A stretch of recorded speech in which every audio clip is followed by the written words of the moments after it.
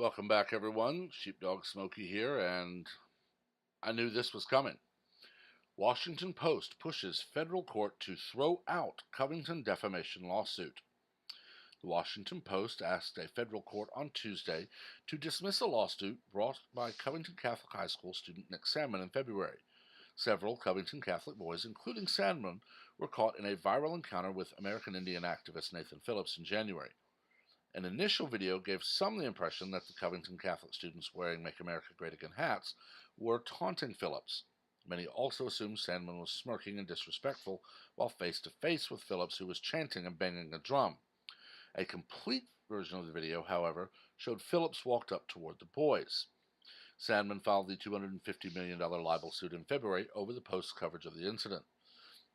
The Post ignored basic journalistic standards because it wanted to advance its well-known and easily documented biased agenda against President Donald J. Trump by impugning individuals perceived to be supporters of the president, Sandmann's lawsuit said.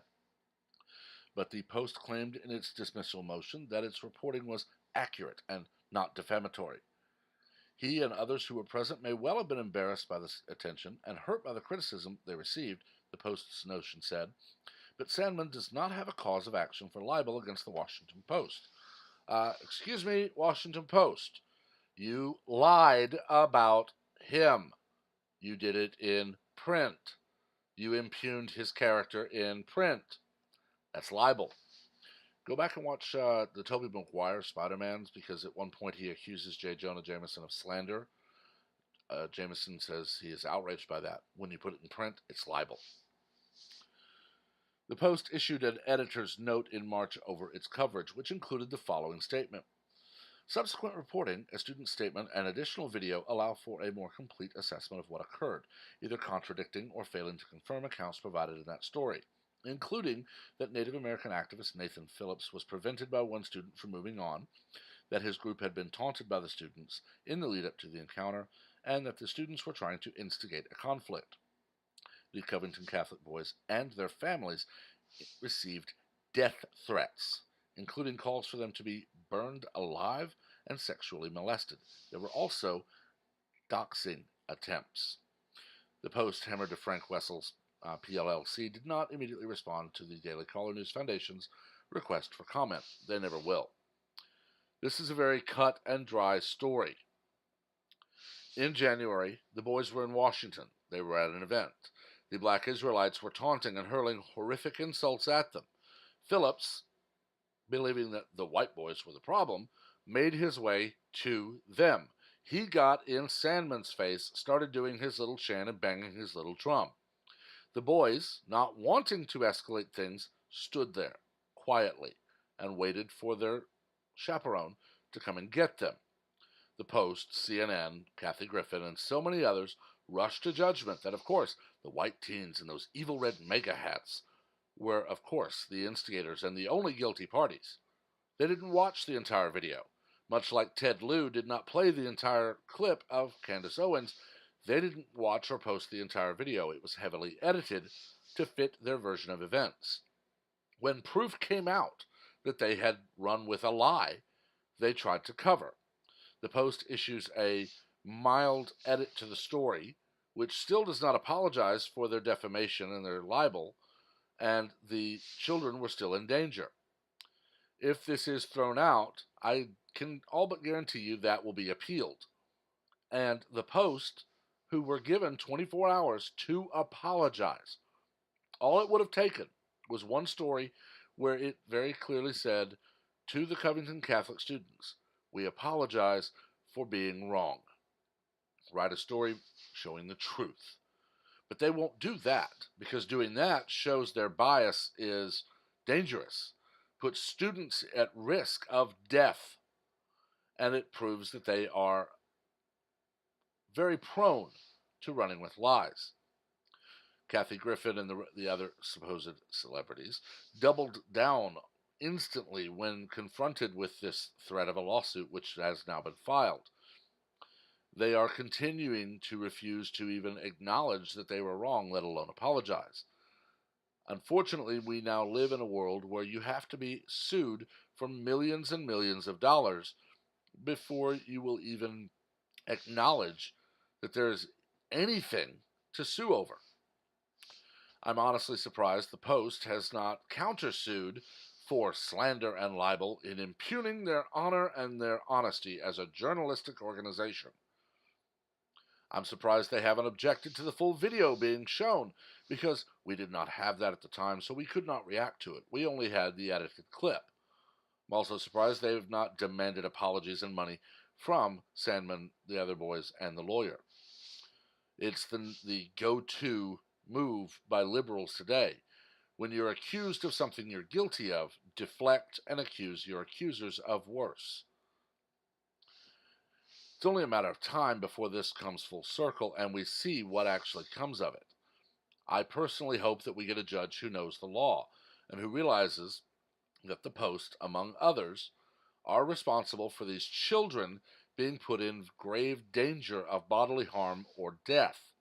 And had they simply apologized quickly, corrected their story quickly, or better yet, actually done their job and investigated the situation for a short time, instead of rushing to the press to be the first to put out a story, all of that would have been avoided. You notice that of the organizations regularly called out for slander, libel, defamation, and so on, there's one that seems to be absent most of the time, and when it is there, it's proven that they weren't wrong in any way, that being Fox News. They're often beaten to the punch on stories where they then post the story that is vastly different than those who beat them to the headline. It's amazing to me that we haven't seen organizations like the Post or any others that rush like this as they do, driven out of business by the lawsuits and the money hemorrhaging the organization. It's unfortunately going to take a sacrificial lamb in the form of one of these supposed news organizations being run into bankruptcy and having to close its doors to perhaps teach the others, maybe we wait a day or we just give a tagline to say there's a story brewing and we're investigating. I remember the journalism of my childhood and teens, where if information was not readily available at the time of going to press or the time of broadcast, it was a mere mention of this is an ongoing story that we are watching. And that was it. But this is the modern era, where now you rush to get everything you can on print or in the headline stories on your broadcast.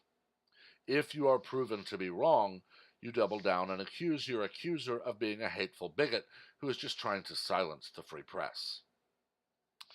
But I've talked long enough on this one, honestly. There's not really anywhere for it to go, because if the judge has a brain in his head, then he will realize the Post refused to apologize. They blamed it on basically the kids and the people recording videos, that they ran with something that was obviously edited. So this needs to not be thrown out. It needs to proceed. I honestly doubt that they will be forced to pay the full $250 million, but they need to be penalized in some way. I would personally love a new law that states any publication or any organization that is a journalistic organization that runs with a false story must, in the same font, same typeface, same size, and same length of article or story and time of day, print or produce a retraction. Can you imagine if Rachel Maddow had to do an hour-long segment apologizing for being wrong? If Stelter had to do an hour-long segment on being wrong? If the Washington Post had to print a 2-page starting above the fold on the front article saying we were wrong? How quick would we move from what we have, where you rush to judgment and then defend your inaccuracies later, back to a world where investigation is actually done? We'd probably not be able to see the change because of how fast it happens. But again, that's it from me. Make sure to hit the like button and subscribe and turn on notifications so you're kept up to date on all future content. Also, keep your comments classy and civil, because we only learn from debate, not argument. Until next time, everyone have a wonderful day.